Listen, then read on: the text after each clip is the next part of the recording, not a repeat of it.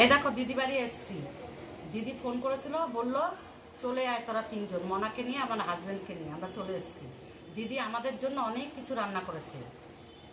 কি কি রান্না করেছে এই দেখো।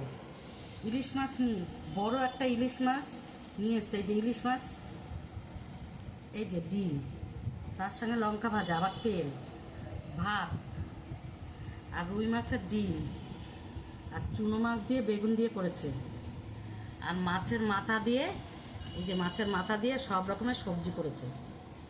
আর এটা হচ্ছে মোচা ডালের বড়ি দিয়ে করেছে। আর এটা হচ্ছে কচু পাতা দিয়ে ইলিশ মাছ ভাপা করেছে। এই যে ইলিশ মাছ। আর এটা হচ্ছে ইলিশ মাছ ভাতে করেছে লাউ পাতা দিয়ে। এই যে ইলিশ মাছ। আর এই যে মাংস করেছে, আর জল দিয়েছে। নিলাম, এবার মাছের ডিম দিয়ে একটু খাবো।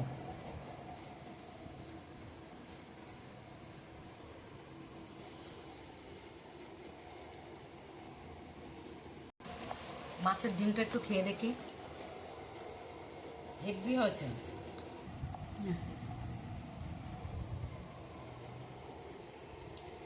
কচু পাতা দিয়ে ইলিশ মাছটা খুব সুন্দর হয়েছে।